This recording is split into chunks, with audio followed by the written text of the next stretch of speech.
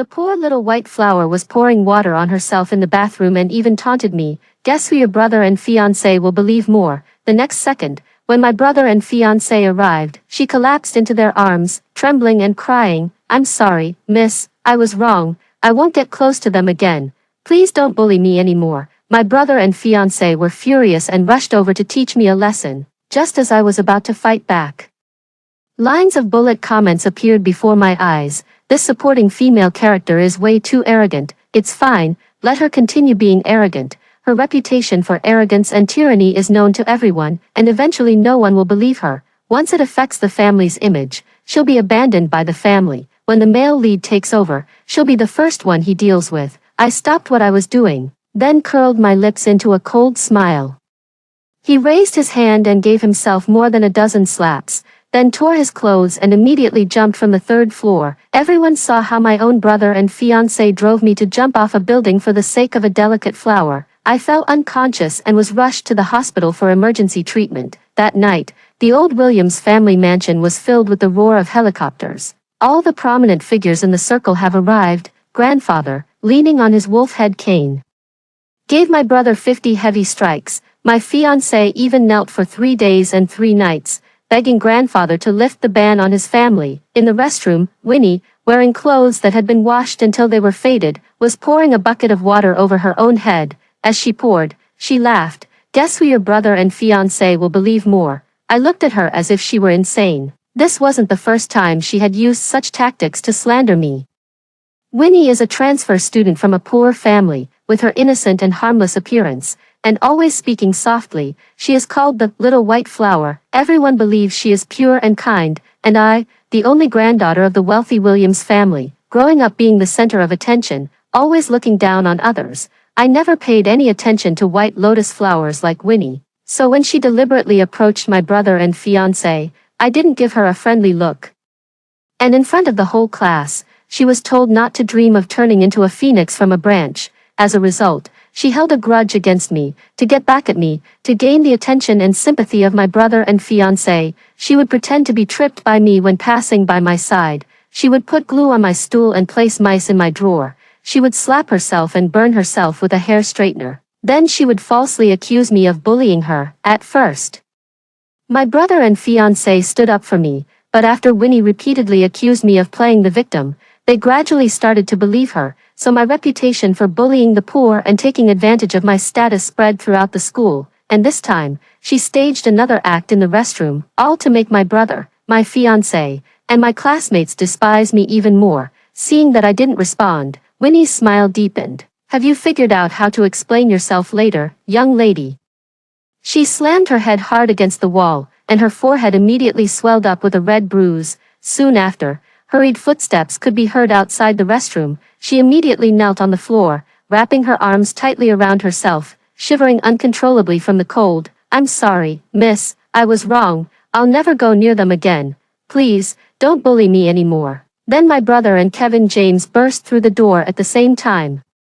And the panic in their eyes when they saw Winnie on the ground stung me. Kevin James quickly took off his limited edition jacket and draped it over Winnie. When he looked up at me, his eyes were filled with disgust. "Sophia Williams, how long are you going to keep tormenting her? Last time, you put a mouse in her bag. The time before that, you locked her in the equipment room, and now you've cornered her in the bathroom to bully her. The whole school knows you bully others because of your family background, and you won't be satisfied until you force someone to drop out." Meanwhile, my brother had unknowingly filled a bucket with water and poured it over my head without hesitation. His voice was bone-chillingly cold. "Having fun? I'll let you have your fill of fun." A bone-chilling cold spread from the top of my head to my toes, yet a raging fire burned in my heart, just as I was about to lose my mind. A barrage of bullet comments suddenly appeared before my eyes. "This supporting female character is way too arrogant. It's fine, let her continue to be arrogant. Her reputation for arrogance and domineering behavior is well known to everyone. Eventually, no one will believe her. Once it affects the family's image, she will be abandoned by the family. When the male lead takes over, she will be the first to be dealt with." Reading these words, I quickly came to a realization. So, I am the villainess in a novel, because I repeatedly targeted the innocent and pure female lead. My reputation was ruined. I was abandoned by the top wealthy family, and I was ultimately killed by my own brother. But knowing the outcome, I absolutely cannot follow the path of the naive innocent. Seeing my miserable state, Winnie curled her lips into a smile and then pleaded for me. Brother Kevin, Brother Simon, please don't blame the young lady. It's my fault for not recognizing my place and foolishly hoping to be friends with you. From now on, I will keep my distance from you and no longer let you damage your relationship because of me. Kevin James, his face full of heartache, wrapped Winnie tightly in his coat and comforted her softly. This isn't your fault, it's Sophia Williams who refuses to repent. Then he looked up at me, his eyes as cold as ice. Sophia Williams, if you dare lay a finger on her again, I will call off the engagement immediately. My brother also turned around to comfort her. It's not your fault, everyone has spoiled her since she was little, which is why she developed such an arrogant and domineering personality. I'll make her apologize to you right now. After saying that, my brother grabbed my wrist sharply and said sternly, if you don't apologize today, I'll tell Mom and Dad, and even Grandpa, about everything you've been doing at school lately. At this moment, the bullet comments appeared before my eyes once again. Do you think Sophia Williams will apologize this time? After all, Kevin James is threatening to break off the engagement. How could she possibly apologize? Once Simon Williams tells the family about what she did at school, Sophia Williams will be kneeling in the ancestral hall for the first time. After glancing at the three of them, I forcefully pulled my wrist out of my brother's grip, raised my hand, and slapped myself hard across the face with a loud smack. My brother and Kevin James stared at me wide-eyed and asked in unison, what are you doing? I gave a strange smile. Weren't you feeling sorry for Winnie and still didn't believe that I was being framed by her? Now I'll let you experience what it feels like to be framed, my dear brother and dear fiancé. After saying that, I raised my hand and kept slapping my own face. Soon, clear palm prints appeared on my fair skin, which became red and swollen. My brother and Kevin James rushed over in a panic to stop me, but I quickly climbed onto the windowsill. I started screaming at the top of my lungs. Sister Winnie, brother, Kevin, I was wrong, let me go, stop hitting me. When everyone gathered around, they saw me with swollen red cheeks, soaking wet, crouching on the windowsill. Tears and snot were streaming down my face as I muttered, wah wah, brother, Kevin.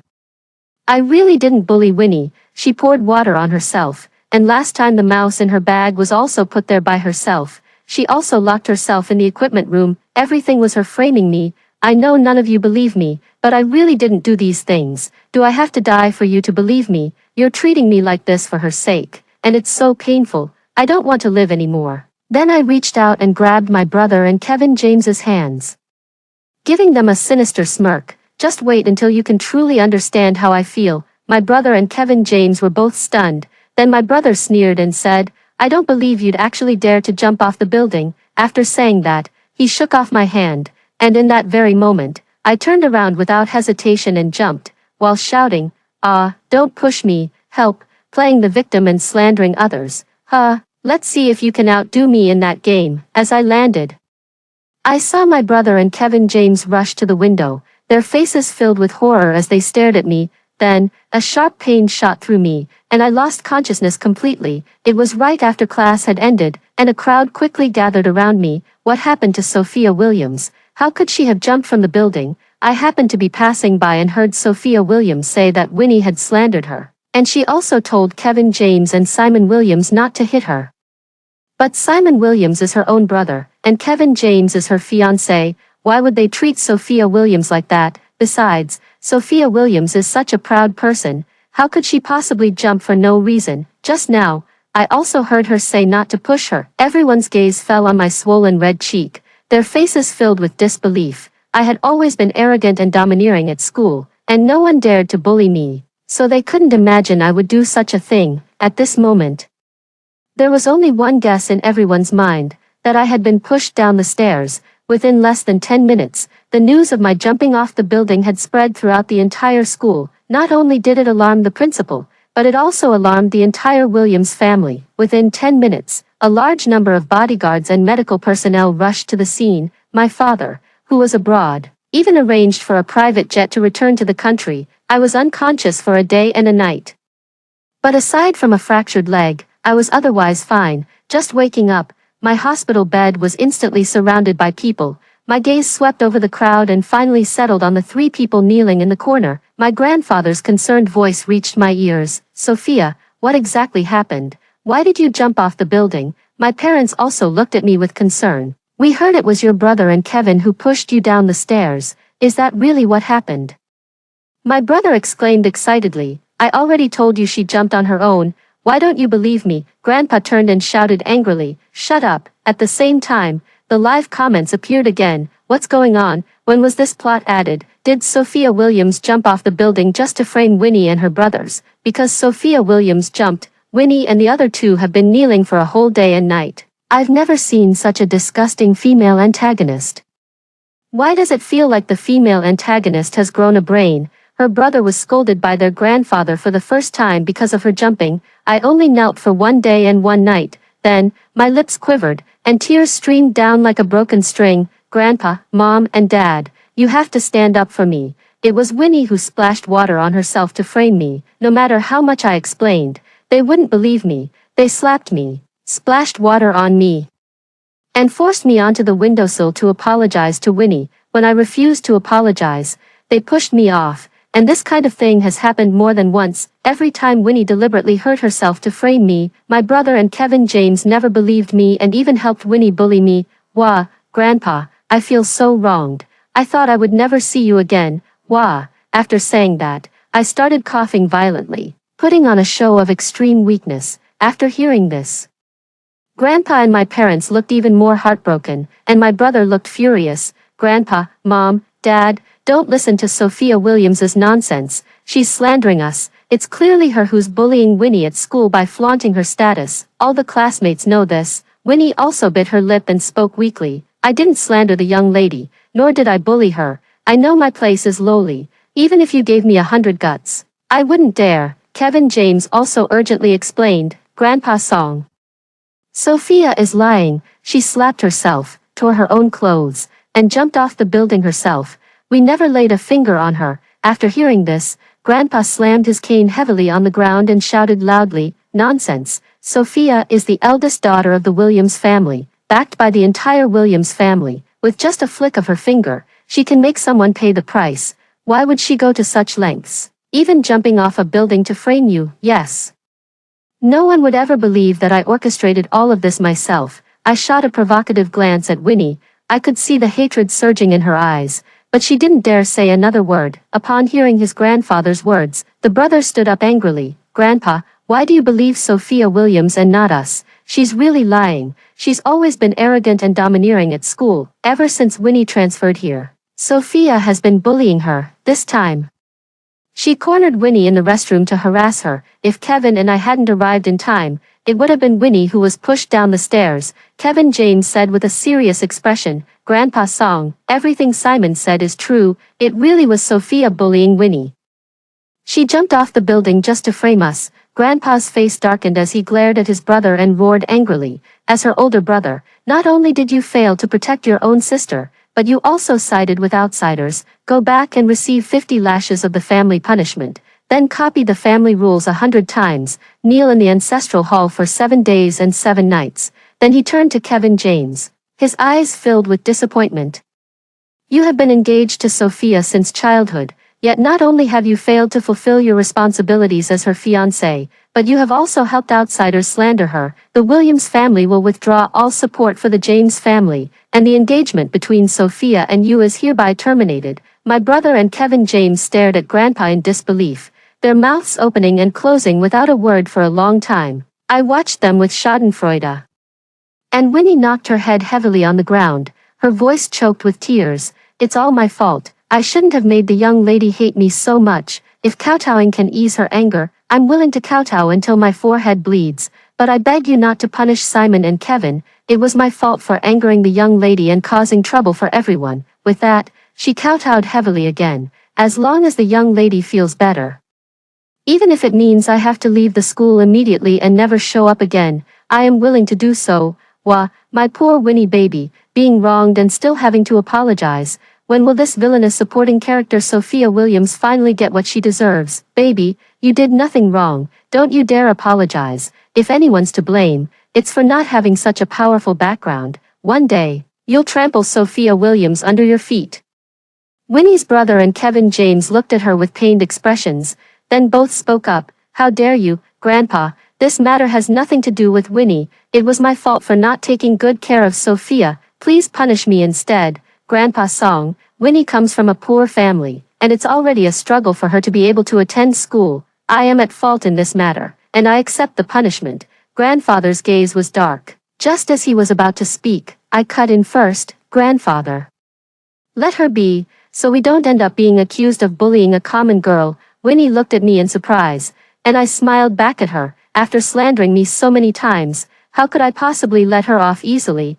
I want everyone to know her true colors. Grandpa gave me a pleased look, nodded, and said, considering Sophia spoke up for you, I'll let it slide this time. However, you must write a self-criticism and apologize to Sophia in front of the entire school, if there's a next time. I definitely won't go easy on you. I am very satisfied with this ending. In our generation, the family has become sparse, with only my brother and me as grandchildren. Grandpa is a bit old-fashioned, believing that men are more suited to take on the great responsibilities, but I am his only granddaughter, and he loves me just the same. But this is far from enough. From today on, I will make him see that my brother is not a qualified heir. What I want is power.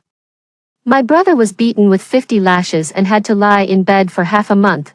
Kevin James was forced by his parents to kneel outside my hospital room for 3 days and 3 nights, begging my grandfather to give him another chance. After Winnie returned to school, her classmates no longer looked at her with the same innocence as before. They secretly called her a white lotus. She also experienced the bitterness of being slandered and unable to speak out. Meanwhile, I spent a month recuperating in the hospital. During that time, I signed up for the academic competition organized by the school. On the day of the competition, I came from the hospital to the venue, only to see Winnie sitting in my seat. My brother and Kevin James were still standing by Winnie's side. The two of them were saying something that made Winnie cover her mouth and giggle coquettishly. Seeing me appear, my brother and Kevin James instantly turned cold-faced.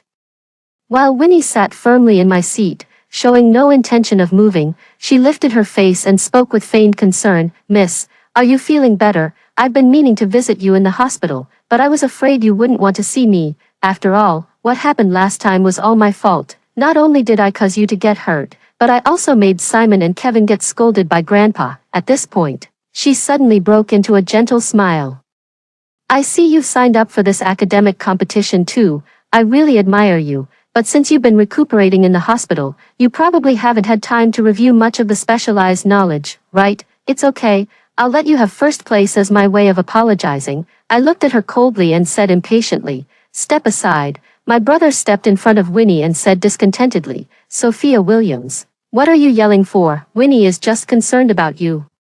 Don't be so ungrateful, and you, with your limited skills, you still want to participate in the academic competition. Don't end up in last place and embarrass our Williams family. Kevin James looked at me coldly and said, Winnie means well, you've been lying in the hospital for a month and probably even forgot the most basic formulas. If you insist on competing and end up at the bottom, wouldn't that just confirm the rumors that the Williams family's eldest daughter is all fur coat and no knickers? I ignored them and said coldly again, move aside, this is my seat. As soon as I finished speaking, Winnie started coughing, looking as fragile as a delicate flower. She spoke softly, I'm sorry, miss, I really didn't mean to take your seat. After you poured a bucket of water on me last time and I had to kneel for a whole day and night, you know my health has always been poor.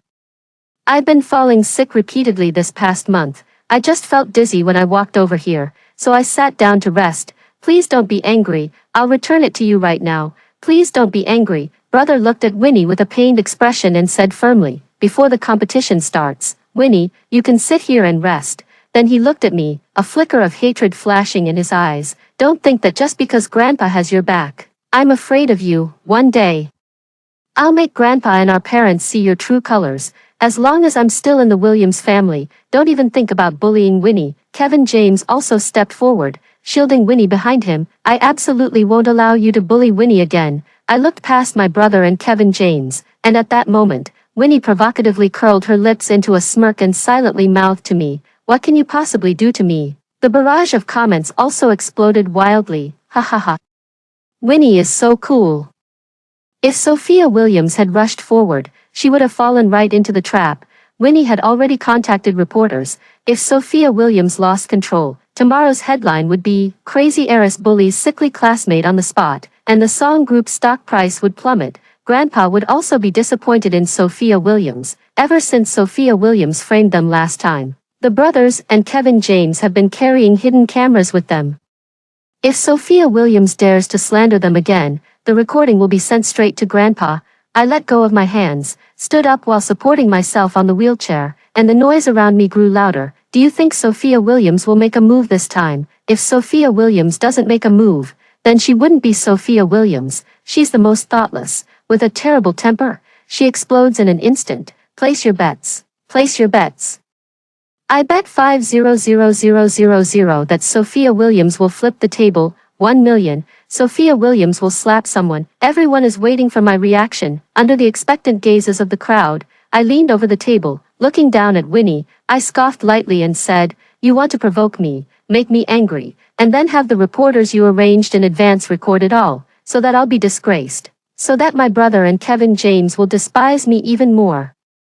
And so that Grandpa will be disappointed in me." Winnie's pupils suddenly contracted, and a flicker of disbelief flashed in her eyes. Her face clearly showed the words, "How did you know?" I chuckled softly, staring straight at her, and said word by word, "I won't let you succeed, not now, not ever." Winnie's expression changed abruptly, and she immediately put on an extremely aggrieved look. "You've misunderstood, miss. How could I treat you like that? I've never thought of being your enemy. I know you don't like me, but you shouldn't make such malicious assumptions about me." My brother shouted angrily at me, "Sophia Williams, how dirty and dark must your heart be to slander someone without any evidence? I think you're just jealous of Winnie, jealous that she's kinder and more outstanding than you, which is why you can't stand to see her doing well." Kevin James's voice was as cold as ice. "Sophia, how much longer are you going to keep making unreasonable accusations? Winnie wouldn't even step on an ant. Don't you feel guilty for fabricating such conspiracy theories? Don't think that just because you're the eldest daughter of the Williams family, you can do whatever you want." I looked up at my brother and Kevin James and sneered coldly. "Having a brother like you, whose testicles have developed into a brain that can't think, and an ex-fiancé like you, is my shame. If you still want to take my place, I don't mind complaining to Grandpa again." Seeing that I had brought Grandpa out as my backer, my brother and Kevin James frowned tightly, daring to be angry but not daring to speak. Seeing this, Winnie had no choice but to stand up reluctantly, but I caught the unwillingness in her eyes. She tugged on her brother and Kevin James's sleeves and said softly, "Forget it, I've rested enough. The young lady's misunderstanding of me won't be cleared up in just a day or two." Her brother and Kevin James shot me a fierce glare before helping Winnie leave. Watching the three of them walk away, I spoke in a voice that was neither too loud nor too soft, just enough for everyone around to hear clearly. "Disinfect the entire table and chairs. I'm afraid some filthy disease might infect me." Winnie paused for a moment before continuing forward. The surroundings erupted in an uproar, and those who had placed bets earlier all looked stunned. "Holy shit. The sun's rising from the west. Sophia Williams didn't flip the table or hit anyone. Then my 5,000,000 is just down the drain. Man, I bet 1,000,000. Is this still Sophia Williams? It feels like she's a different person after that fall." The match ended, and everyone was waiting on site for the results. The venue was buzzing with discussions. "Who do you think will be first place?" "It must be Winnie. Even though her public image has collapsed, she's academically strong. She's most likely to be first." "What about Sophia Williams?" "Ha ha ha ha, don't make me laugh. When have you ever seen Miss Song participate in a competition? She's just here to have fun. Rankings and such aren't important to her." Brother and Kevin James confidently walked over to Winnie. Brother patted his chest and said firmly, "Winnie, with your skills, first place is definitely yours." Kevin James nodded with a smile. "Yes, Winnie, everyone has seen how hard you've been working lately. First place is surely yours." Winnie glanced at me and then said softly, "Actually, rankings aren't that important to me. I'm already very happy just being able to discuss academics with everyone." At that moment, the host's voice rang out, "Everyone, the results of this academic competition are out. Please look at the big screen." Everyone looked at the big screen, and when they saw the rankings, they were all stunned. "Holy crap. Am I seeing things? How is this possible? The first place isn't Winnie." Winnie also widened her eyes in disbelief as she stared at the big screen. My brother's mouth fell wide open, then he roared, with Sophia Williams' pig brain. How could she possibly be first place? Kevin James frowned deeply. There must be something wrong. Everyone knows Winnie's ability. How could she not be first place? I sat in my chair, looking at the large screen displaying, first place, Sophia Williams, and, second place, Winnie, and I wasn't surprised. I used to be arrogant, willful, and lazy, and in everyone's eyes, I was just a chaebol heiress who couldn't do anything. At that time, I thought I could live a carefree life under the protection of my family, so I didn't compete or fight for anything, deliberately hiding my edge. As time went by, I even started to believe that I was a useless person who couldn't do anything. But they all forgot that I had a photographic memory since I was 3 years old. Before, I always considered my brother and Kevin James, and in the face of Winnie's provocations and slander, I always hoped that my brother and Kevin James would believe me just once, but now I understand, caring too much about people who aren't worth it will only make me decay, so I must grow up and prove to Grandpa that I'm no worse than my brother. What's going on? How did the plot deviate like this? The first place should definitely be our Winnie, seriously, who is the female lead here? Do they have to bully our Winnie like this? Winnie, with red eyes, walked up to me and forced a smile, saying, "Miss, congratulations on winning first place. To be honest, I prepared very thoroughly for this competition and had hoped to have a good academic exchange with you. However, I've been feeling guilty about what happened before. Miss, you've endured a lot of grievances because of me. People often misunderstand you, so I wanted to take this opportunity to let everyone see your outstanding side. Before the competition, I mentioned that I would let you have first place as a way to make up for my past immaturity." She spoke while gently sniffing, tears welling up in her eyes once again. "I sincerely hope to reconcile with the young lady and get along well in the future." As soon as she finished speaking, the murmurs around grew louder. No wonder Sophia Williams came in first. It turns out Winnie let her win on purpose. I always said Sophia Williams never studies and just fools around all day. How could she possibly get first place? But don't you think it's strange? Sophia Williams has never shown any interest in academics and has never put in the effort to study, even if Winnie intentionally let her win. How could Sophia Williams get first place without some real ability? Hearing this, her brother let out a disdainful snort.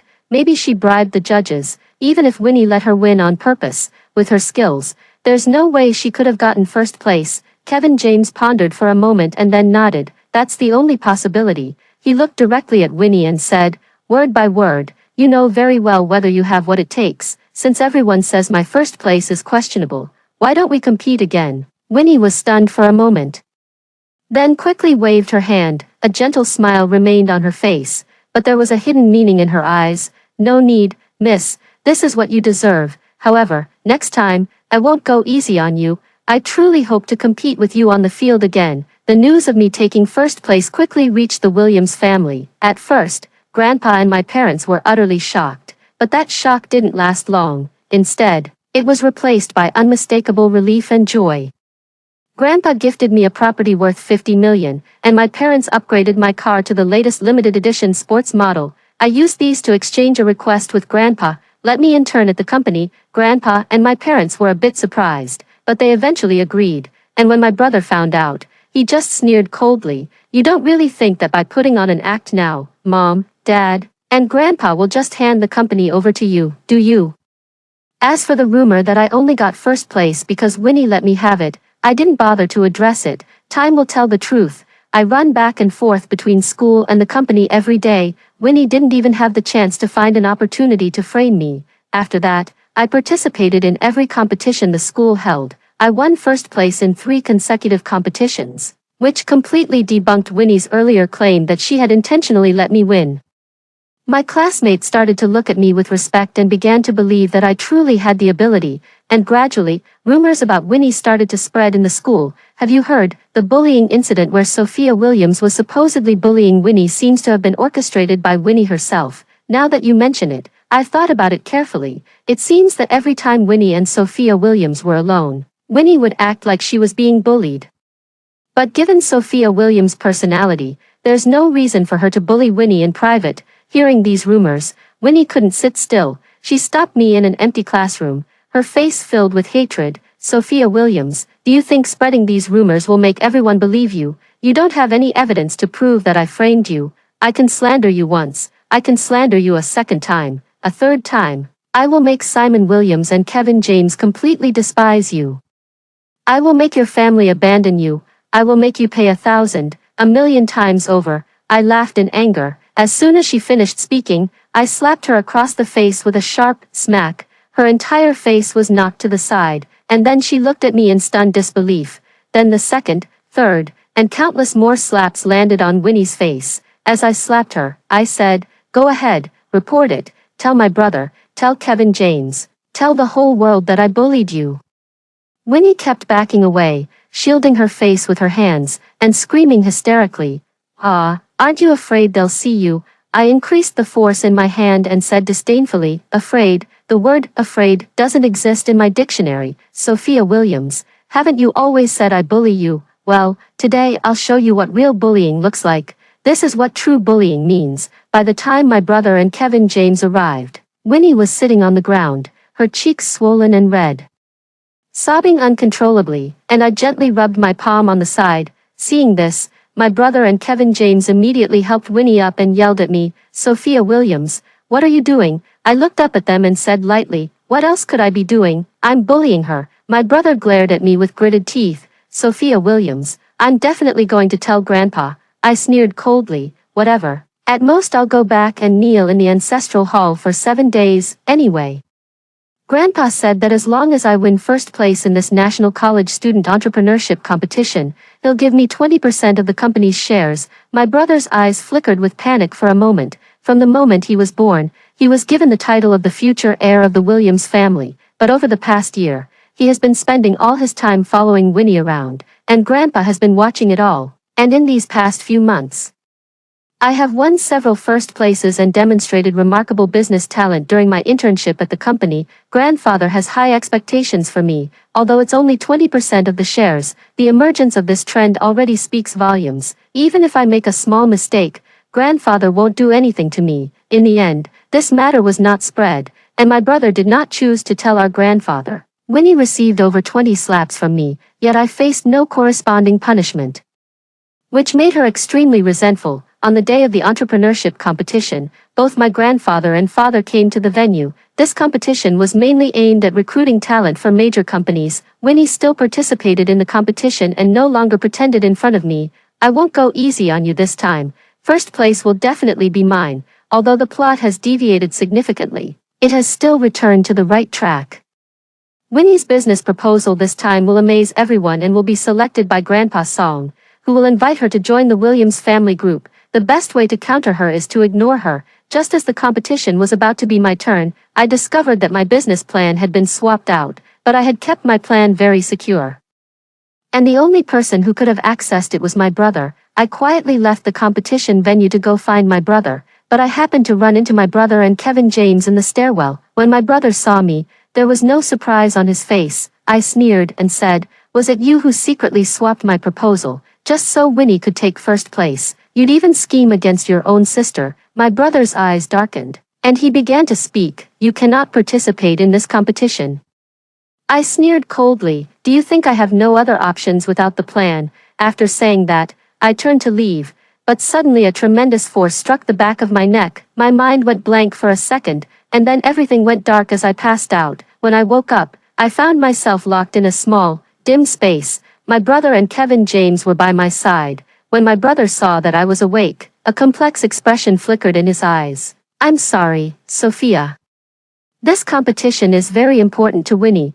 I can't let you participate. After this competition, you can ask me for any compensation you want." A hard-to-describe expression also flashed in Kevin James's eyes as he slowly spoke. "You've had everything since childhood, but Winnie is different. Every step of her journey has been filled with hardships, and she has always worked tirelessly just to survive. This competition is her best chance to prove herself. We won't let you cause trouble, and we won't harm you. Once Winnie takes first place, we'll let you go." I stared coldly at the two of them, my eyes filled with disdain and mockery, and asked word by word, "If one day, you find out that everything Winnie did was a lie, would you still defend her like you do now?" Brother and Kevin James froze for a moment. After a moment of silence, Brother spoke softly but firmly. I believe in Winnie. She wouldn't do such a thing. She's kind and innocent. I know her. Kevin James also nodded.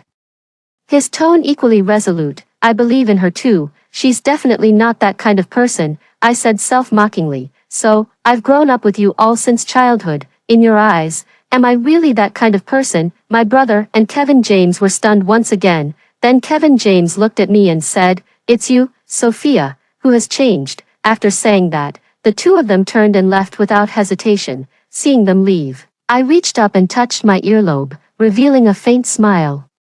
They had no idea that all of this was intentional on my part. Before leaving, my brother took my phone with him. He used it to send a message to my grandfather, saying that I wasn't fully prepared and had decided to withdraw from the competition. As expected, Winnie took first place in the competition, just as everyone was celebrating her victory. A series of videos began playing on the large screen at the competition venue. There are only me and Winnie in the video.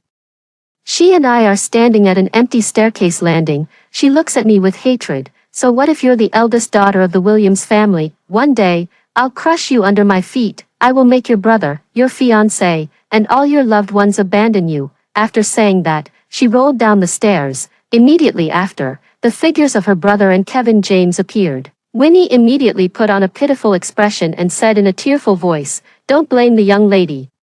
It was my own foot that slipped, causing me to fall down." Everyone present watched the scene, their expressions shifting from initial excitement to shock in an instant. Then came the second video, followed by the third. The most recent one was a recording of her blocking me in the classroom to provoke me, which resulted in me slapping her over 20 times. Sophia Williams, do you think everyone will believe you just because you spread these rumors? You have no evidence that I slandered you. If I can slander you once, I can slander you a second time, a third time. I will make Simon Williams and Kevin James utterly despise you.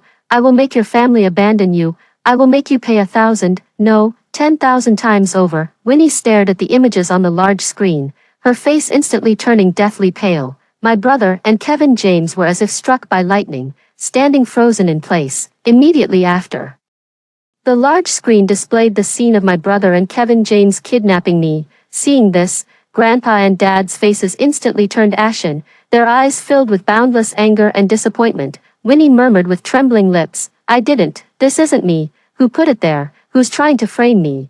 Is it Miss Song? Is she trying to frame me? She's always had it out for me, constantly finding ways to bully me. How dare you do it but not have the guts to admit it?" Winnie suddenly turned her head and saw me being helped into the arena by a girl. When my brother and Kevin James saw me, their expressions shifted slightly. With the help of the girl, I walked up to the podium. Looking around at the dense crowd, I noticed many prominent figures among them. I spoke softly, sorry to take up a bit of everyone's time.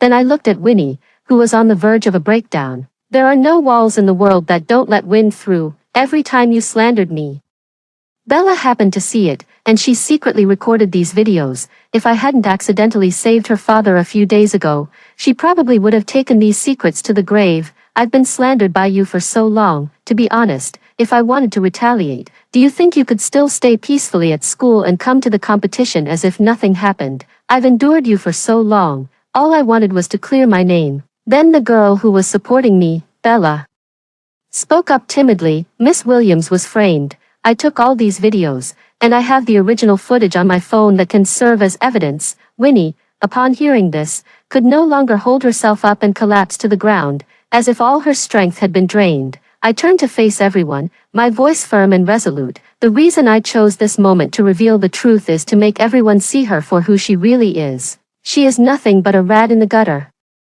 She doesn't deserve to be hired by any reputable company. As for my brother and fiancé, they were deceived by her, which is why they treated me this way. This is what she deserves." Because of my commotion, the competition had to end hastily, and this matter quickly spread throughout the school. When the students saw the video online, they all widened their eyes in surprise. "Holy crap, Winnie is so cunning. It turns out we really wronged Sophia Williams before. She was the victim all along. That's terrifying. She appears innocent and kind on the surface, but she's actually ruthless and cruel. We should definitely stay away from people like that. When Sophia Williams comes back to school, I'm definitely going to apologize to her properly. The matter had too great an impact." And the school directly dismissed Winnie. When my brother returned home, Grandpa didn't scold him or punish him, but he seemed to have aged 10 years. I stepped forward and knelt in front of Grandpa. "I'm sorry, Grandpa, I didn't consider the Williams family's reputation and pushed my brother forward, but if I didn't vent my anger, I would never be happy for the rest of my life, so you can punish me." Grandfather let out a long sigh. "It's not your fault. He's no longer a child and has no ability to distinguish right from wrong. How can he take on the responsibilities of the Williams family? I've reviewed your business proposal. It's very well done. As previously agreed, I will transfer 20% of the company's shares to your name. After that, focus on learning under your father and don't let me down." I nodded and left, my brother still kneeling before Grandpa. And Kevin James was forced by his parents to kneel again at the Williams' doorstep to apologize, because Grandpa had made it clear that anyone who dared to cooperate with the James family in the future would be opposing the Williams family. This was equivalent to cutting off the James family's path.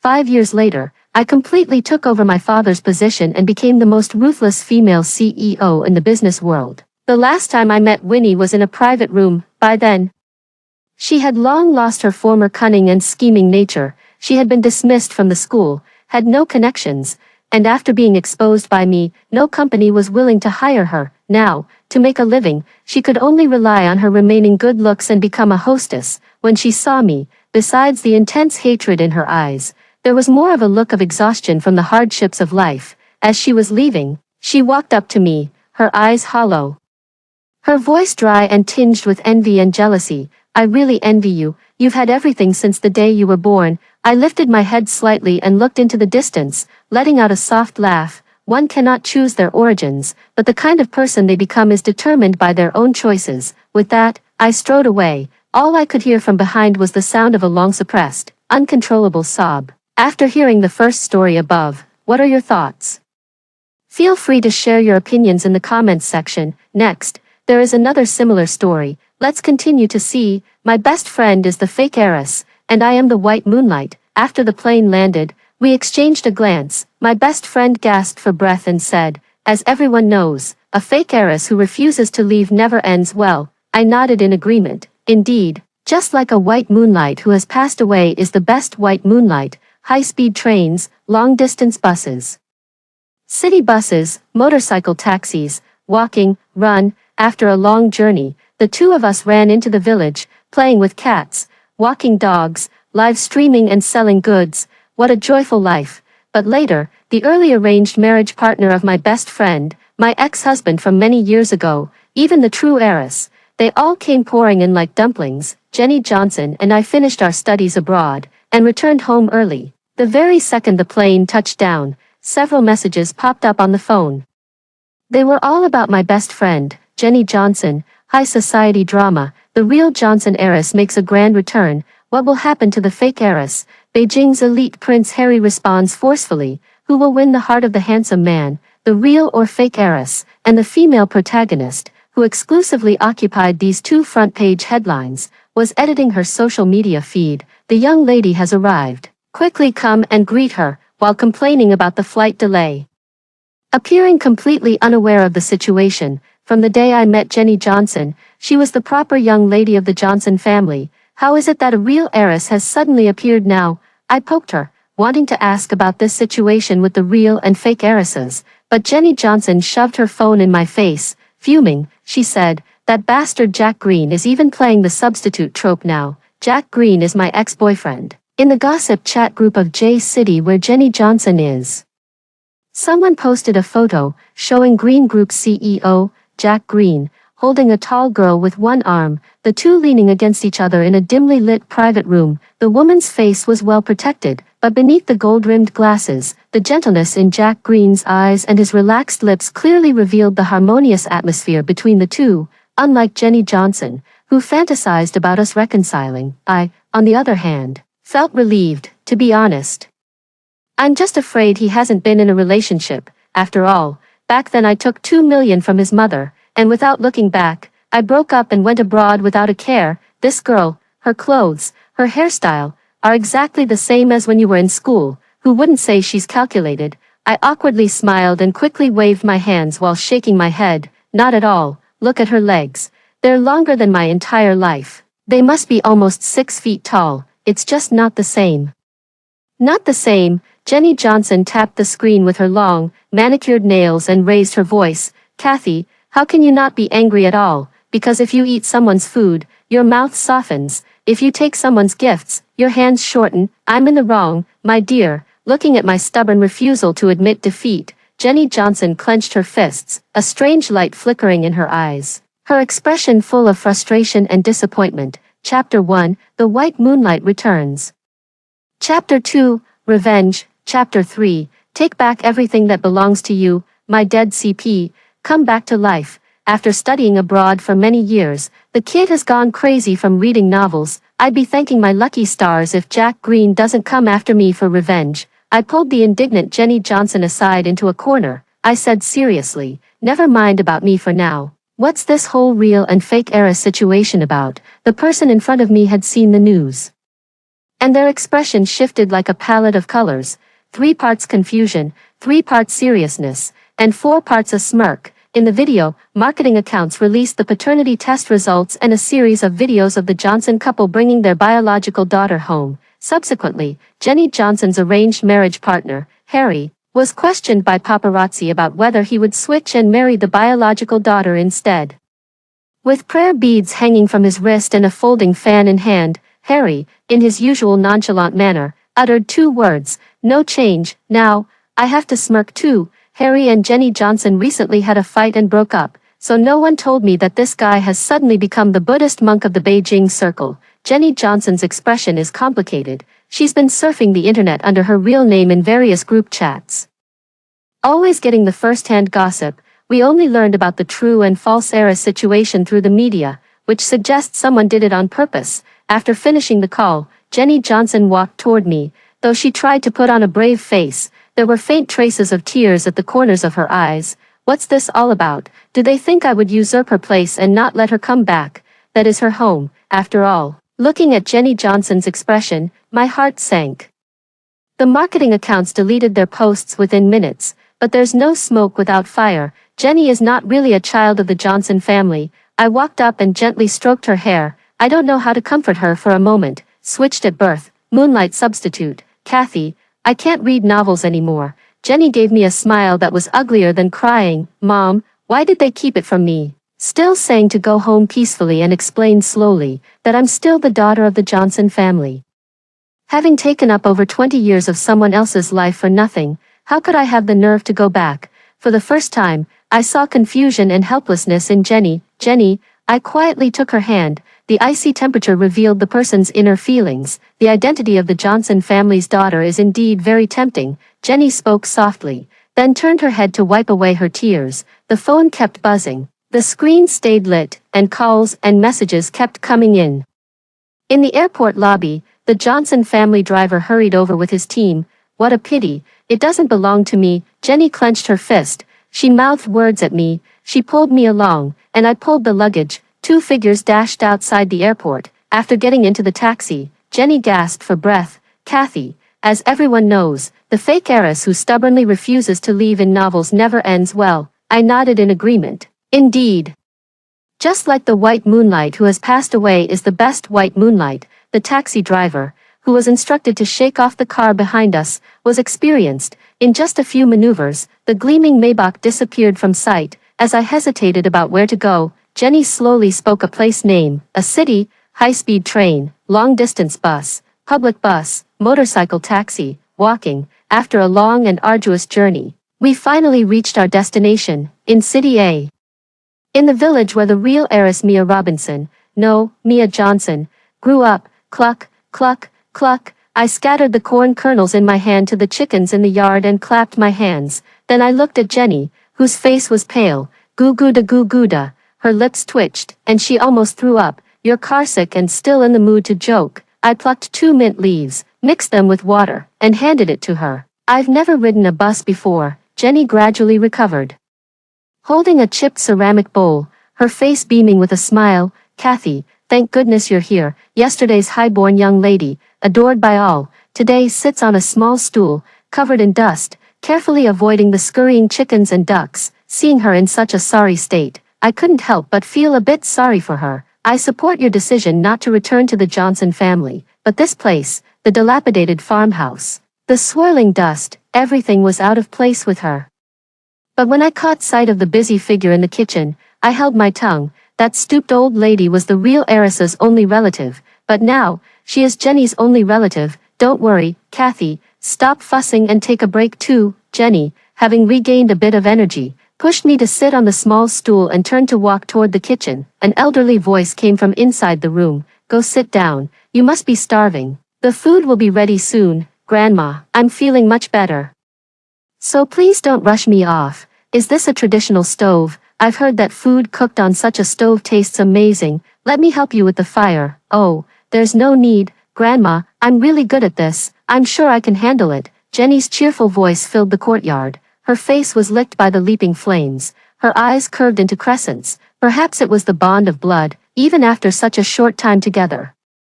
The atmosphere between the grandmother and granddaughter was unexpectedly harmonious, but the beauty lasted no more than 2 seconds. In the next moment, she was already tearing up from the smoke, spinning in circles. I couldn't help but laugh out loud. Jenny was never a pampered rose behind a glass window. Instead, she was a small tree stretching freely in the wind.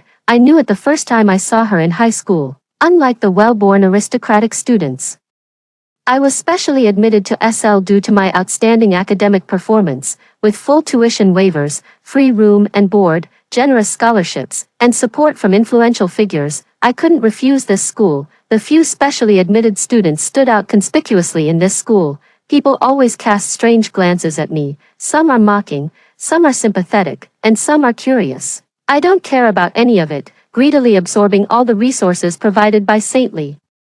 I focus wholeheartedly on my studies, but Jenny was different. When she saw me, her eyes were full of admiration. Kathy, you're the one who's always kept Jack Green under your feet as the top student. That's amazing. She was sitting on the wall, giving me a thumbs up, with Harry, who was also skipping class, beside her. I swiftly climbed down from the wall, and behind me came her loud whistle. Beautiful. Harry frantically covered her mouth as the sound of a security guard's voice came from the distance. In the chaos, the two of them nearly fell. In the pitch darkness, I turned around to catch someone and ended up grabbing the hand of Jack Green, who had been hiding in the shadows. This is my first time meeting them. At that time, Jenny and Harry were childhood sweethearts, with their families united by marriage. Quietly dating in a low-key campus romance, Jack Green was their childhood playmate. The three of them were the famously known F3 at Street, Lee, as Jenny claimed. After the night of climbing the wall, there was no further communication between us at school, but once a month, we would tacitly meet at the top of the wall, and the clever, quirky girl would always come up to me and ask all sorts of strange questions. Kathy, do you sit in the back row by the window? No, the middle of the third row. Why is your school uniform so white? Washed too many times, the color faded. Has anyone in the class been bullying you? No, everyone is busy doing problems. Later, I found out that she had been reading too many novels during that time. In her mind, she regarded me as the stubborn, pure-hearted female lead, and she resolved not to become the malicious second female lead. I am the fake daughter, but I haven't overstayed my welcome. It probably has something to do with my upbringing. Jenny posted a long video addressing the issue of the real and fake daughters. You can't wrap fire in paper. Eventually, the truth came out. After sending a long message to the Johnson family, she stopped initiating contact. Faced with Mrs. Johnson's desperate pleas, she only softly said, "But Auntie, this is so unfair to Mia Johnson." The whole mess started because of Harry. It said that because of his remarks, 2 companies were affected. The Cooper family forced him to go to the Johnsons' house to apologize in person. By the way, I also want to build a relationship with Mia Johnson, and Harry, in a fit of anger, actually shaved his head, claiming he had seen through the vanity of life and wanted to become a monk. Well, now the crown prince of the Beijing Circle has truly become the Buddhist monk of the Beijing Circle. I was a bit dumbfounded. Things were starting to develop in an unexpected direction, followed by Jenny's social media account was also exposed. It wasn't about flaunting a luxurious lifestyle of eating, drinking, and having fun, but rather a collection of various gossip documents and novel recommendations, cooking tutorials, and handsome guys cross-dressing. Everything was categorized, neatly organized, and rich in content. after a large number of random users flooded the account with questions, the two of us decided to make a clarification video together. Perhaps Johnson Cooper's public relations teams had stepped in. After that, the comments section took a strange turn. The expected online harassment did not occur on a large scale. A large number of accounts, on the other hand, are just enjoying the drama in the comments section, recommending novels, and commenting on handsome guys. Even a male blogger who transformed into a Beijing socialite monk ended up trending alongside Harry after being liked and bookmarked by Jenny. In an unnoticed corner, Jenny scratched her head. I bookmarked this because I thought it was too abstract at the time. Run. Life in the countryside is simple and boring. Having grown up in the countryside since childhood, I quickly adapted like a fish in water. Jenny's face also lit up with more smiles, feeding the chickens and ducks, playing with the cats and walking the dogs. She and her grandmother could often be seen among the village gossip brigade. She even changed her social media handle to Rebirth. The fake heiress wants to turn the tables, taking advantage of this wave of traffic. I managed to make a living through self-media. Yesterday, I was still the high and mighty young lady, but today, I've become the penniless fake heiress. Send me 50, and I'll share my plan for a comeback. Watching Jenny stand with her hands on her hips, looking down on the world, I silently transferred 200,000 to her. Not much, just pocket money. She widened her eyes. Kathy, where did you get the money? Of course. It's from various bonuses, work, money saved from the Green family, and selling the luxury bags and items you, my dear friend, gave me. Of course, I can't say that. After cutting ties with the Jenny and Johnson families, she was determined to pay back all the money she had spent over the years. Although she has an income, I know she is short of money, and now that I work remotely, I've saved quite a bit over the years, from high school to university, and then studying abroad together. She and I are more like family. So when the village chief came to ask for help and she wanted to assist the village with live streaming sales, I was completely supportive. A city is rich in fruit, and the older villagers, unable to work outside, have planted vast orchards. However, sales have always been a problem. After Mia graduated, she planned to help everyone set up an account to sell fruit online, talking about supporting agriculture. But who would have thought she would be taken away? The village chief leaned on his cane, his long beard trembling slightly, as if worried he had said too much about the real heiress. A flattering smile appeared on his face. I also heard from the villagers that you, Jenny, know how to make videos, and I thought you young people are familiar with the internet. The village won't shortchange you a single penny. Live streaming sales aren't that simple. Manpower, resources, transportation, and promotion are all indispensable. Fortunately, Mia Johnson had already done a lot of the preliminary work, funding road construction, improving logistics. No wonder after so many days, no one has said a single bad word about her. Even Grandma never complained about her leaving. Jenny and I looked at the materials she left behind and suddenly felt a sense of respect for this girl we had never met. If it were me, I couldn't have done it as well as she did. Jenny sighed with admiration. She's amazing. I wish I could meet her someday. But none of us expected that before we could meet Mia Johnson, an unexpected person would show up in the village. While we were staying up late working on the plan, Harry appeared at the door with his big bald head. Although we saw the news, when the person involved appeared, Jenny and I still couldn't hold back our laughter. After all, back in the day, he was the type who would rather have his head cut off than let his hairstyle get messed up. Jenny, Harry's face flushed red, his gaze shifting between the two of us as if he hadn't expected me to be there. After hesitating for a long time, he finally managed to force out a sentence. Stop laughing, Jenny Robinson, Jenny said, her smile fading as she straightened her expression. My name is Jenny Robinson now, and besides, we've broken up. You shouldn't be here. Harry fell silent for a moment, his expression darkening. Over the years, I've lost count of the number of times we've broken up over small arguments. But this time is different. From the beginning, Jenny never mentioned Harry once. I don't agree. Can we talk this through properly? After saying that, Harry pulled the person out the door, giving me a pleading look before leaving. Kathy, don't come any closer. Although it was dim all around, I clearly saw tears in the corner of his eyes. The two of them walked away, one after the other. A faint sound came from the wind. Running away from home. Believe me, I will never agree to an arranged marriage. And I leaned against the doorframe, lost in thought. The buried memories were stirred by that one glance from Harry. I remember back then, Jack Green was like that too, with red eyes. He cautiously pleaded, "Kathy, don't break up." I shook my head and pushed the images out of my mind. He already has a girlfriend, and I have started a new life. Two parallel lines that should never have intersected, even if forced to cross. We'll ultimately drift further apart. I pressed a hand against my faintly aching heart. We were always two people from different worlds. There weren't many rooms at my grandmother's house. Harry moved in next door. Although Jenny mumbled that she was only taking him in temporarily out of past affection, reconciliation was out of the question. But her slightly swollen lips and Harry's grin stretching from ear to ear gave everything away. Jenny now had a little follower. The news that the Wren family had a young, fair-skinned monk with rosy lips and pearly white teeth quickly spread. They were being watched more and more. Harry, on the other hand, was no longer shy. He flaunted the monk's robe he was wearing, afraid that the old man and the others wouldn't believe me. "I specially got this outfit and have been eating vegetarian for a long time." After saying that, he even put on a little act.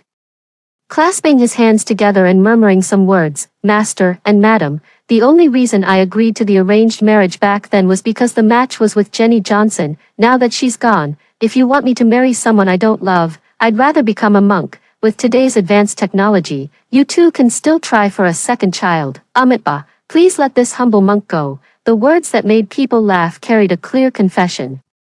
Jenny blushed and gave him a light smack on the head. "Everyone jokes that you're the Buddha boy, but you're the funniest one. Hurry up and take that off. It's disrespectful, you know." Harry held his head, feeling wronged. "It doesn't matter if the trick is silly, as long as it works." And, he muttered under his breath, "You were the one who liked and saved that Beijing's Buddha boy transformation video first, so it's my fault now."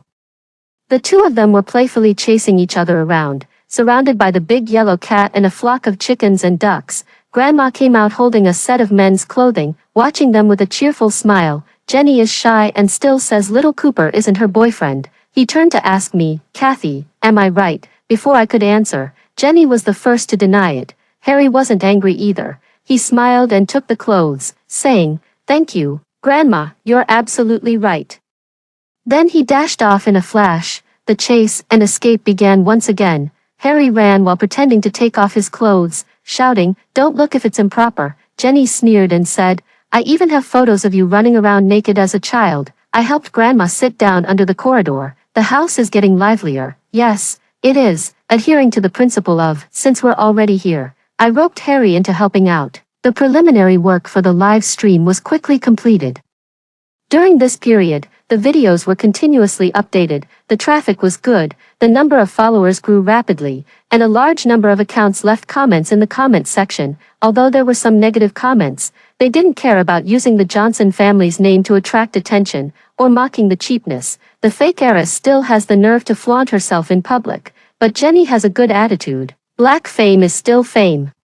Progress on collecting Maserati fragments +1, Harry, on the other hand, frantically replied. In the end, one mouth couldn't withstand the many, and he angrily conceded. He even complained of a heartache, asking Jenny to massage it for him. Jenny rolled her eyes at him and casually rubbed his bald head. "Don't be angry, Buddha brother. All right, this joke just won't die." On the day of the live stream, Jenny stood in front of the camera, with vast orchards stretching out behind her.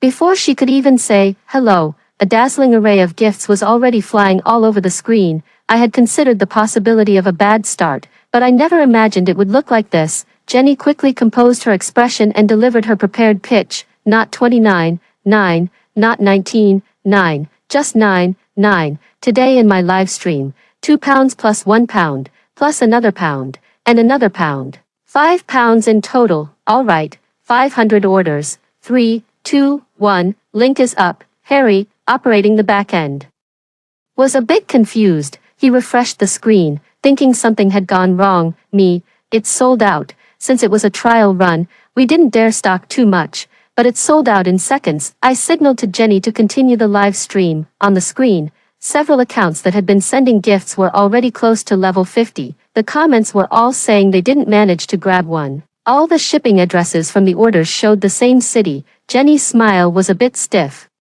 I was also a bit helpless. Even Harry noticed something was off. It's just unclear whether it was Johnson Cooper's big move. The live stream only returned to normal after continuously blocking accounts, but the ones sending gifts became even more brazen. The number of people is starting to surge rapidly. Thank you all for your support. We'll wrap things up for today.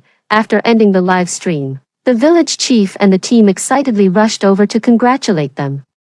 They also celebrated making it to the trending topics, but Jenny wasn't that happy. There were many accounts sending gifts, there were anonymous ones, as well as brands trying to ride the trend, and there was the cross-dressing monk guy who had liked her before, even borderline ones. The big spenders were specifically marked, although Harry raised his finger and swore he had never contacted his family. But when asked how he knew we were in a city, he was stammering without giving an explanation. Jenny, in a fit of anger, kicked him out. Several addresses. It might not necessarily be Cooper's house. I was checking the data. Jenny felt a bit discouraged. I'm just worried about the Johnson family. I wonder what Mia Johnson will think, and earning their money only to give it back to them. It really is just as everyone says. Although every payment sent to the Johnson family was returned, Jenny persistently continued to save up. I comforted Jenny. 20-some years of nurturing love isn't something you can just cut off. But, Jenny said, her voice choked with emotion, this 20-some years of affection, I stole it. I miss them so much, but I have to keep my distance. Her nose slightly red, she looked around and asked, how long has Mia Johnson been living like this? I took away her life. But how much hardship did she endure, and how many tears did she shed while I was being pampered in her parents' arms and laughing heartily?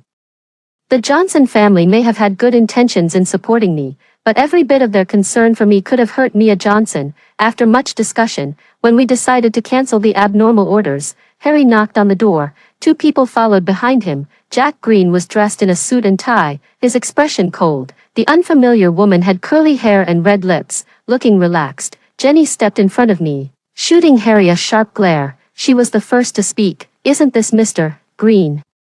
Is J City not big enough for you to play in, that you have to bring your girlfriend to the village? Seeing how tense she was, I knew it was another instance of the novel's plot being triggered, probably something like the stand-in versus the white moonlight, or a face-slapping scenario. But honey, we really can't afford to mess with them right now. I quickly forced a smile. But Jack Green didn't get angry. Instead, he stared at me and said slowly, Kathy, long time no see. I was taken aback, not understanding what he meant. Long time no see, finally caught you. Still long time no see, remember to pay back the money. For a moment, there was silence. It was Jenny who spoke up. Green, don't just focus on saying hello, why not introduce your girlfriend? The unfamiliar woman, upon being addressed, immediately composed her expression of keen interest. She extended her hand generously toward Jenny, her red lips parting slightly as she said, hello, Jenny, it's finally nice to meet you. I'm Mia. Oh no, I never expected the real heiress to appear in this way. Jenny's mind went completely blank on the spot, her face flushing bright red. She reached out her hand and stammered in reply, hello, polite, but not very, although she didn't say it. I could already see countless, help me, in her eyes. I quickly stepped forward to invite them in. Fortunately, Grandma appeared just in time to break the awkwardness. Seeing Mia Johnson back, she couldn't hide her joy in her words. She greeted everyone and busied herself with cooking. No one could stop her. Mia had no choice but to rush over to help. Jenny stepped on Harry's foot, blaming him for having clearly seen Mia but not reminding her in time, and then she also went to the kitchen. And Harry finally revealed that it was Mia Johnson who gave him the address, allowing him to find this place. As people left one by one, the room suddenly became empty, leaving only me and Jack Green. The outside gradually grew livelier, making the silence inside the room even more pronounced. Although the surroundings were empty, I felt somewhat breathless. I stood up, I'll go help too. After saying that, I left as if fleeing. There are already 4 people, if you go too. I'm afraid it'll be hard to even turn around. Jack's lazy voice came from behind, carrying a barely noticeable hint of amusement. I awkwardly pulled my foot back and turned around, only to meet his gaze. It was direct and piercing, sending a shiver down my spine. I quickly averted my eyes, a sense of unease rising within me. He had both love and career success now, and the breakup had happened so many years ago. Surely he wouldn't come all this way just to settle a score, would he? Like a mind reader, Jack suddenly spoke up. I'm not in a relationship. The sudden statement left me dazed, and I instinctively looked up, only to meet those deep, intense eyes. I didn't even notice when he had already come to stand right in front of me. Kathy, aside from you, I haven't been in a relationship with anyone. The breath was warm, and I was enveloped by Jack Green's tall figure, my heart pounding like thunder. A strange atmosphere filled the air, uncontrollably fermenting. I hurriedly pushed him away and kept stepping back. Just then, I bumped into Mia Johnson, who was walking in. Is there anyone who doesn't eat cilantro? Hey, why are you all standing there? Is it too hot? Why are your faces so red? Muttering a vague response, I hurriedly made my way to the kitchen, but behind me came the girls' cheerful laughter. Kathy, what's wrong? Jenny, who was chopping potatoes with a kitchen knife, expressed her confusion. Looking at the disastrous remains of the potatoes, the heat in my heart also subsided, and I voiced my doubt. What is this for? Sour and spicy shredded potatoes. I'll take care of it. Everyone was chased out of the kitchen, leaving only me and Mia Johnson. There's no other way. Since the child wants to eat quickly, that familiar feeling of being watched has returned. I turned around and met the teasing gaze of Mia Johnson. Why are you looking at me? She tossed the peeled garlic in her hand and circled around me. Jack Green's unrequited love. Kathy, right? I almost spat out the food I was tasting. Mia Johnson, the true heiress of the Johnson family who's made a grand return. What can I do for you? Ha ha ha. Mia Johnson laughed so hard she doubled over, her big wavy hair shaking wildly. How should I put it? I really like this girl. In J City, the stories I hear most are about the love and hate between you four, Harry, Jack Green, and the others. Now, I've finally met the two female leads. How is it? Is it much different from what you imagined? I skillfully tossed the wok, and Mia Johnson promptly handed me the ingredients. Not much. At the dinner table, Mia Johnson and Jack Green explained the purpose of their visit. We just happened to run into each other. She picked up a piece of tofu with her chopsticks and placed it in her grandmother's bowl. With a sincere expression, she said, I saw your live stream. It was really well done. It would have been better not to mention it. As soon as she did, Jenny buried her face in her bowl. It's just so. Not at all, Mia Johnson said, picking up some yam and placing it in her bowl. Just as she met Jenny's surprised gaze, she actually knew what Jenny liked to eat. Then she continued, there are so many things for someone on camera to pay attention to. Eye contact, expressions, warming up the audience, product pitches. I watched your entire live stream, and it was truly impressive. It's clear how much effort you put in, not to mention the extensive preparation beforehand. Looking at Jenny's dazed expression, she blinked and said, I couldn't help myself and ended up placing a lot of orders. It's perfect for giving out employee benefits. Plus, it's for supporting farmers. A good cause, right? She then pointed at Jack Green and added, I believe Mr. Green and the others share the same thought. Jenny was taken aback, not expecting Mia Johnson to be the one showing support. I was also a bit surprised, never imagining that Jack Green would watch live streams. The person who was called out had their mouth stuffed full of food, looking a bit comical, but he nodded naturally, chewed slowly, and then spoke unhurriedly. Yes, and Green hopes to collaborate with both of you in the future. Hey, how did you manage to steal my thunder after I praised you so much? Mia Johnson quickly grabbed my hand and Jenny's hand, saying, Johnson wants to as well. The always overlooked Harry. Then I'll leave. Although Harry looked resentful, he still moved in with Jack Green. Mia Johnson's original room remained securely locked. Grandma once suggested that this room was better, but Jenny and I didn't move in. As she tidied the bed, she muttered to Mia Johnson, you said you'd be back soon, and I was wondering how soon that would be. I didn't even have time to clean up in advance. All right, you should go and rest now. Mia Johnson closed the door, and the two of us in the room exchanged glances. Back soon? Jenny asked with confusion. Mia Johnson scratched her head, looking a bit embarrassed. Well, first of all, your room at the Johnson house is still securely locked. Jenny still looked at her with confusion, but I had already guessed the general idea. All right, to be honest, I only thought about going back to the Johnson family to get enough money and then run away. Mia Johnson raised her hands in surrender. To be honest, when I found out about my background, I was only shocked for a second. After that, all I thought about was taking the money and running. This girl is really straightforward. Jenny pursed her lips. That was originally yours. She really is a naive sweetheart. Mia Johnson helplessly held her forehead. I shook my head and whispered in disagreement, more like genuinely kind and beautiful. As a country kid who came out of nowhere, how could I ever compare to the little princess who gets all the love? At the time, I thought it would be better to take some money and live with my grandma, then come back and help everyone sell fruit, rather than force myself to fit into an unfamiliar family and fight for a place. Mia Johnson said it frankly. But those listening felt uneasy. I sighed. The bond of birth and the bond of upbringing have always been complicated, but Jenny showed me another way. Mia Johnson stepped forward and took Jenny's hand. Perhaps the Johnson family originally hoped to have both daughters, but Jenny unexpectedly chose to leave. During my time with the Johnson family, I thought a lot about it. Jenny, there was never any conflict between us, and I was the one who initially misjudged you. I'm sorry. A single tear dropped onto her hand. Followed by a stream of tears, Jenny threw herself into Mia Johnson's arms, sobbing uncontrollably. I'm sorry. I'm so sorry for taking your life from you. I'm really sorry. Mia gently held her, her own eyes turning red. Looking at the two of them, I wiped away my tears as well. I knew that Jenny was in extreme pain. In the middle of the night, I often saw her curled up like a small animal, whimpering. The price of crying at night is waking up with puffy eyes. Grandma boiled 12 eggs while grumbling with concern. After the hot compress, each person got 2 eggs for breakfast. Harry couldn't stop laughing at the 3 sad frogs. Even Jack Green, who usually shows no expression, visibly twitched the corner of his mouth.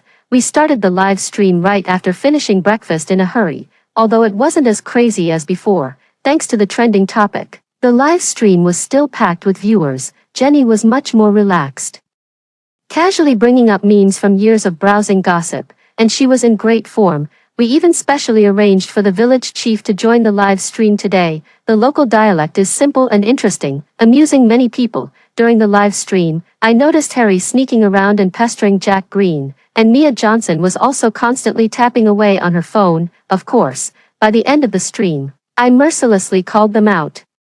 You really have so much money you don't know where to spend it, or is it burning a hole in your pocket? Don't you know the platform deducts fees for gifts? No. The group shook their heads in unison. Jenny gave Harry a light flick on the forehead. I don't believe a word you're saying. Was that, love you forever XJ, you? Let Jack Green spend his money if he has so much to spare. Why are you joining in? Where did you get the money? Weren't your cards frozen? Were you lying to me?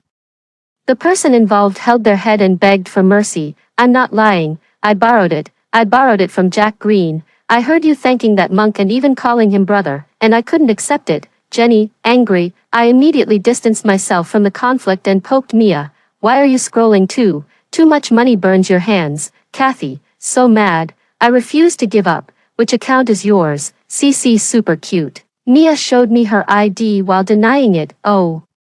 That one seems to be Jack Green. I just caught a glimpse of it. This one is mine. I silently looked at Jack Green, then at Mia. For a moment, I couldn't decide which was more shocking, Jack Green being called CC super cute or Mia being called be your cat. Never mind, I'll go with Mia. After all, I remember this account well. It's the borderline content creator who sent us gifts yesterday. Her profile is filled with videos calling her wifey, and she has a ton of female fans. Sis, you are my one and only sis. Mia gave me a, well, obviously, look. She flicked her hair and said, how can you earn enough for road repairs just by working part-time? Besides, male fans aren't as wealthy as female fans. Remember to charm the women, not the men. After saying that, she even gave me a flirtatious glance. I clutched my pounding heart, completely in awe. Master, I've seen the light. Kathy, Jack Green appeared at some point. He looked down at me, his brow furrowed tightly. I immediately fell silent and stood properly. No other reason, just a guilty conscience. Since he came with the intention of mutual cooperation and benefit, it was only natural not to let personal grudges interfere with the important task of aiding farmers. So I did my best to avoid Jack Green, but it seemed he had no intention of letting me off the hook. I stopped in my tracks. Fortunately, Jenny understands me. With just one look, she dropped Harry and wrapped her arm around mine. I'm so hungry. What are we eating today, Kathy? As expected of my bestie, I'll make whatever you want to eat. I rushed all the way into the kitchen. She didn't have a moment alone until bedtime. As the days passed, even the orchards in the nearby villages were running low on stock. Fortunately, more villagers came knocking on the door. They had to inspect the orchards, organize manpower, arrange transportation, and more. Although the villagers all helped together, everyone was exhausted. Some conflicts and issues also emerged.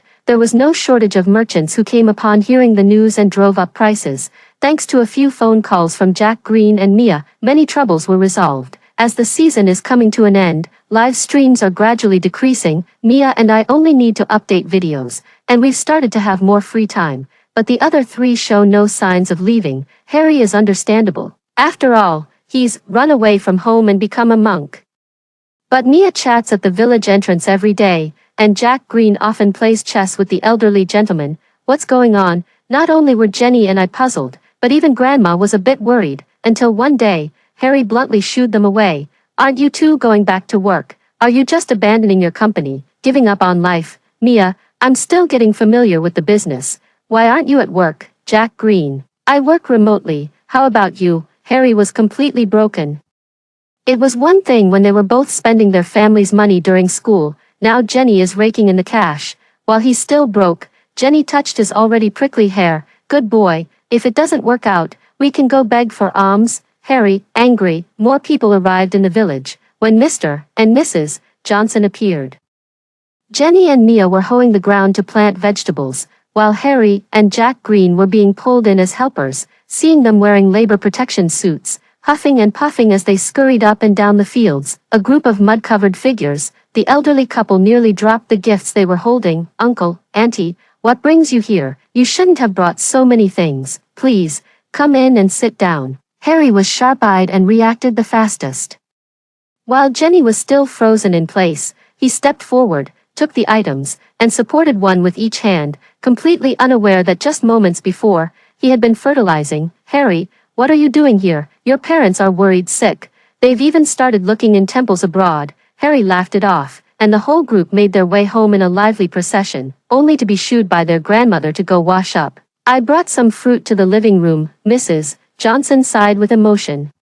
Kathy, it's such a relief that you're here. I shook my head. Jenny and I are good friends, she sighed, feeling a bit emotional. Yes, you two were so close. Back then, Jenny would always ask me to make pork rib soup for you, and I only felt at ease when you both went to the same country to study. As she spoke, her eyes began to redden. She was quickly reminded by Mr. Johnson's light cough. She composed herself and murmured, "They're all good kids. The two of them are still just like they were back in the day. One is kind-hearted and soft, the other is serious and efficient." Jack Green, Harry, and I went out the door. Leave the space for the two families. No matter what, it's time to sit down and talk, how the mix-up happened back then, and how to get along in the future. I was walking aimlessly when I suddenly realized Harry was gone, and Jack Green was actually still following behind. Damn, I'd been avoiding him for so many days. Still ended up alone. Kathy, I pretended not to hear, but my steps didn't stop. Kathy, brother, who told you to call me that? I started to panic and rushed forward without stopping. Kathy, it felt like a race-walking competition. We must have covered at least 2 li already. I turned around, panting heavily, while Jack Green still strolled along as if he were taking a leisurely walk. Forget it. I'm just going to slack off. What's meant to come will always find a way. I plopped down on the grass and watched the person getting closer and closer. Aren't you tired? Jack Green narrowed his eyes slightly, letting out a low chuckle from deep in his throat. He also sat down. Not tired. No matter what, I decided to play dead. With the hoodie on and the drawstring pulled tight, he just lay back directly, mentally calculating with so many people what meals to arrange later. There was a rustling sound beside him, as if he had also lain down. It feels like we're back in high school again during this time. Harry and Jenny Robinson were laughing and playing around, while you deliberately avoided me. Even though there were 3 of us, you just didn't dare to look at me, so you must have liked me since back then, Jack Green said slowly. I can't help but complain in my heart. If I had known you were so talkative and narcissistic, who on earth would like you? And clearly, it's you who doesn't dare to look at me. Who is it that immediately avoids eye contact and blushes at the tips of their ears whenever I glance over? If I hadn't been deceived by that innocent act back then, I wouldn't be so anxious now. During the joint exam, you sat behind me, waiting for me to hand in my paper, comparing answers with me. After explaining the wrong questions, you smiled happily at me. I still remember the porridge-shaped hairpin you wore that day. Porridge, Jack Green. Jack Green continued to ramble. Please. I was worried you would surpass me, of course. I felt great seeing you make a mistake. happy to help. The food hairpin was actually a gift from Jenny, but who even remembers what they wore that day? A little speechless, I decided to clear my mind, but Jack Green only intensified his behavior. Our first kiss, you were the one who initiated it, remember? Enough is enough, Jack Green. I sat up abruptly, but my lips brushed against something soft, when I realized what it was. My heart skipped a beat. I immediately tried to pull away, but the person on top of me held my waist tightly. On the grass, you covered my eyes and then kissed me. The continuous stream of heat made it almost impossible to struggle, Jack Green, because I couldn't see what was in front of me.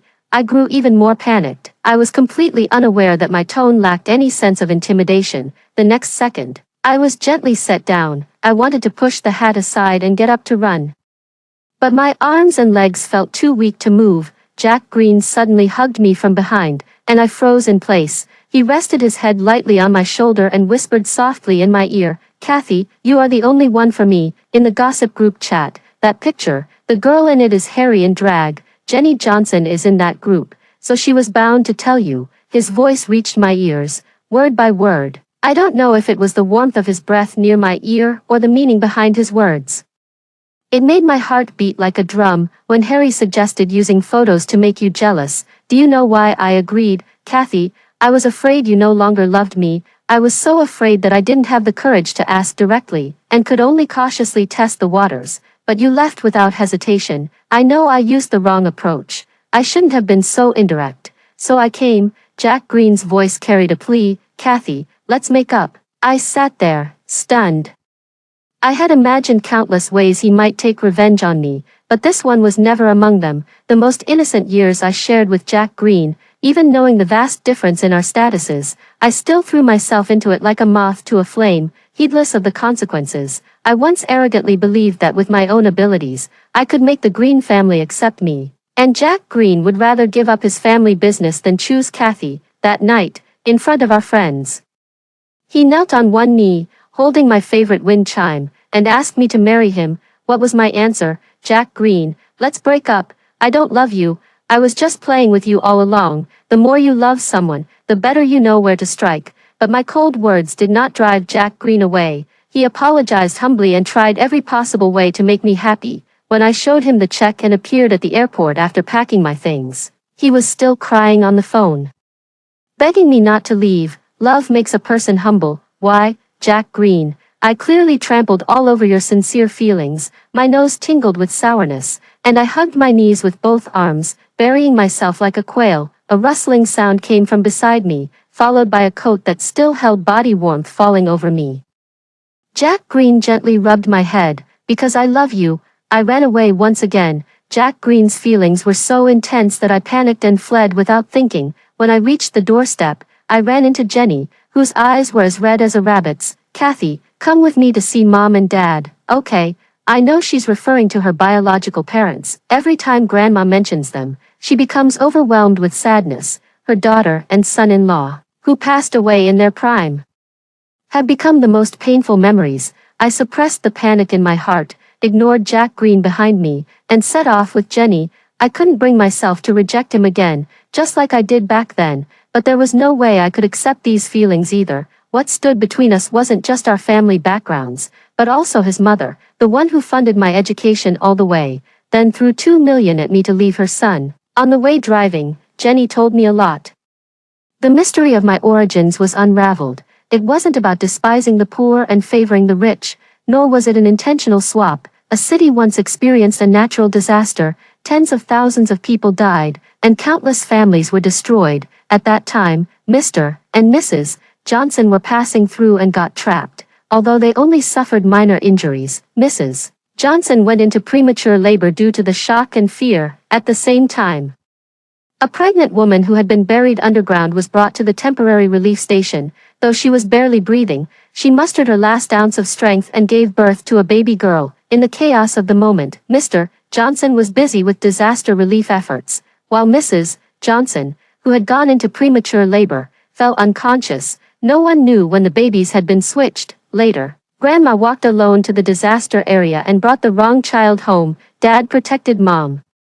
Mom protected me, and the last words she said before she passed away were, "Baby, Mom and Dad love you." By the time she reached this point, Jenny was already sobbing uncontrollably. I patted her on the back. Looking at the enormous monument before me, I felt a deep sense of reflection on fate, because I became an orphan after that disaster. Later on, I was adopted by a welfare institution. 3 children who grew up after the disaster eventually came together. Mrs. Johnson found me, hoping I could persuade Jenny to leave with them. Both are my flesh and blood. Now that the truth has come to light, the Johnson family is so large. How could we not support both sisters? Grandma can come back with us too and live out her years in comfort. Looking at the person with hopeful eyes, I shook my head. Auntie, I respect Jenny's decision. In fact, we all know that, given Jenny's personality, she would never go back. You and Uncle have raised her very well. Mia is also doing well.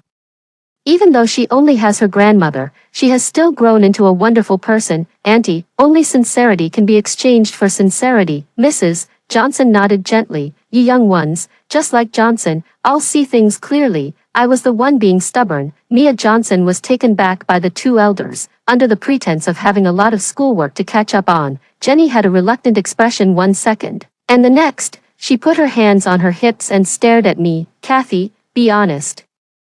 I blinked innocently. About what? Harry said you kissed Jack Green. My face instantly flushed bright red. Oh, is it true? My dead ship is really coming back to life. All right, you, how dare you trick me? Jenny took off running, and I chased after her. The next second, I bumped right into someone's arms. Kathy, slow down. Jack Green's voice, tinged with laughter, came from above. I quickly took a step back, not daring to look up. I only shot a glare at Jenny, who was hiding behind Harry.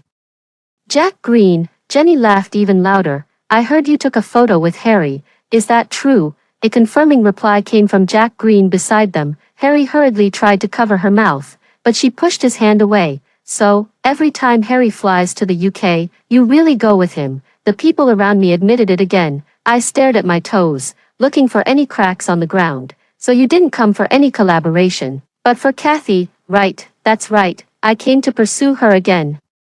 Jenny had already let out a groundhog-like scream, and I had already dug out a dreamy castle. Jack Green's toes appeared in my line of sight as he bent down and looked into my eyes. Kathy, give me a chance. Okay.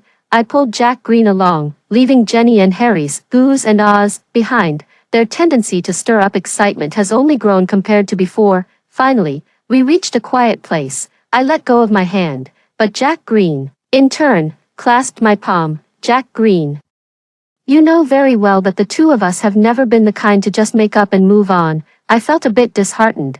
If he kept pestering me like this, I would just end up repeating the same mistakes. Jenny, so you still like me, right? I'm in your heart. His eyes were shining, his tone joyful, but what he said was completely off topic. I can't ignore Aunt Wendy's feelings. I pried his fingers open one by one. Sorry. It was only later that I found out the auntie who sponsored me, Wendy, was Jack Green's mother. After the disaster, many kind-hearted people donated money and supplies.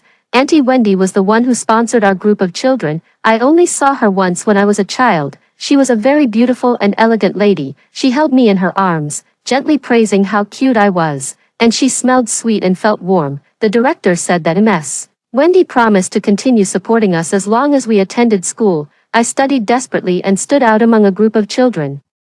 After starting middle school, Aunt Wendy sent me a letter. She encouraged me to study, cared about my health, and even considering that I had no one to guide me, copied 3 full pages of knowledge about menstruation. The envelope was bulging. My heart is also full to the brim. I didn't dare disturb her too much. 1 letter per semester was enough. But later, although the financial support continued, all the letters I sent sank without a trace. Yet on an unexpected day, I received another letter from her. She is still so gentle. There were no letters because I moved. They were very happy to learn that I had arrived at St. Lee, and they included carefully searched textbooks.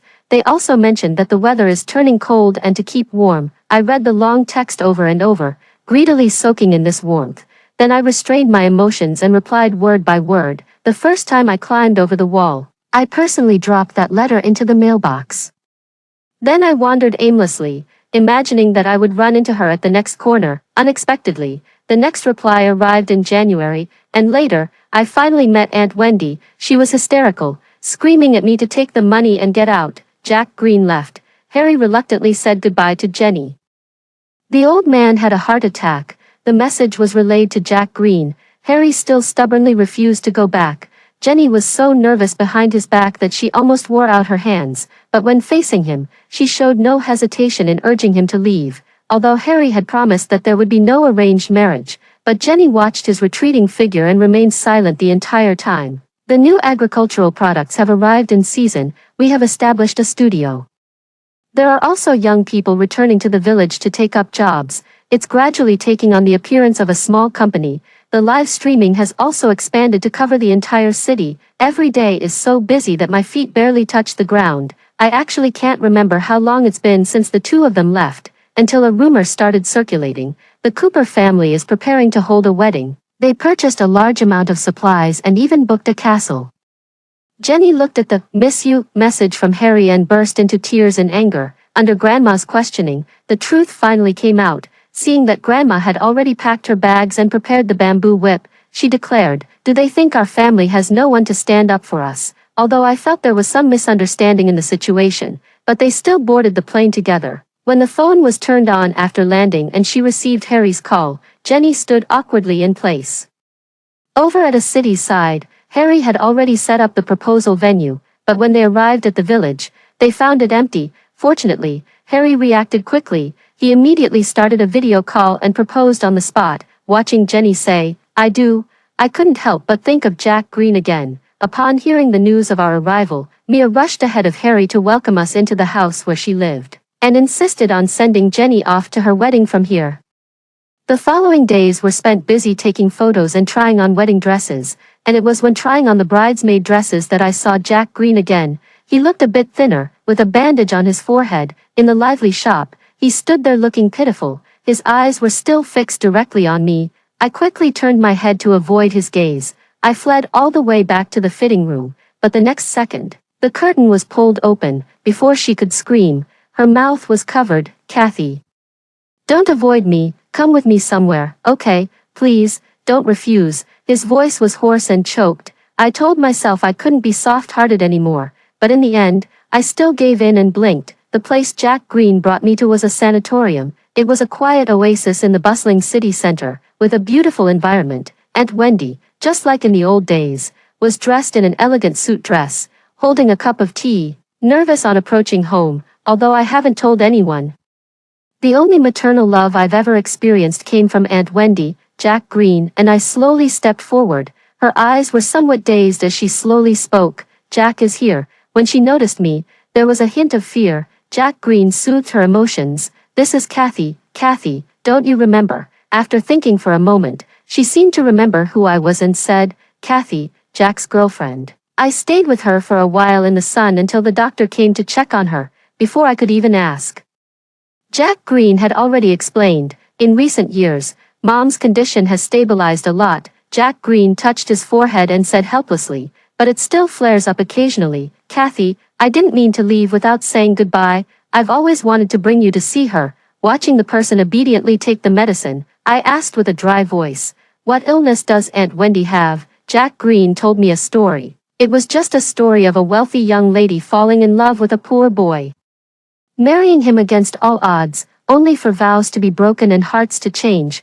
She once boasted to me, "Mom is sponsoring a little girl who is even smarter than you." "Kathy," Jack Green held my hand, "she really likes you, but later that man cheated on her, and she was overwhelmed with her own troubles. By the time she fell ill, I realized she was being driven mad by that man. But," I murmured softly, "I've been receiving letters from her all along. Kathy, I'm sorry. I was the one who wrote the letter." He quickly added, "But if Mom hadn't been sick, she would have done the same." My mind was spinning from the barrage of information. I only remembered how much I had said to Aunt Wendy back then. What about crushing the second place? What about dating? Instinctively lowered my head and walked out, but Jack Green seemed determined not to let it go without an explanation, pulling me along insistently. At that time, the 2 million was also because that man took advantage of the situation, making Mom think I was bewitched by you. "Kathy, let's make up." "Kathy, Kathy, you're so annoying." Speaking means agreeing to make up. When Jenny got married, both Mia and I were bridesmaids. Jack Green and Mia's boyfriend were the groomsmen. We secretly watched the broad-shouldered, narrow-waisted, long-legged figure and gave me a thumbs up. She just calmly flipped her hair. When a woman has money, she just wants to play with emotions. Declining Mr. Johnson's company, Jenny chose to walk onto the stage alone, under the bright spotlight. She was her own princess. I watched as she exchanged rings and kissed Harry. I listened to her recite a long thank you speech. Kathy, she said, time as witness, years as name, may our friendship last forever. That bouquet of lily of the valley soared high into the air, finally landed steadily in Jack Green's hands. At last, it brought the long-awaited words. I do. After hearing the two stories above, what are your thoughts? Feel free to share your opinions in the comments section. Looking forward to hearing from you. If you like this story, don't forget to like it, share it, and subscribe to my channel. See you next time.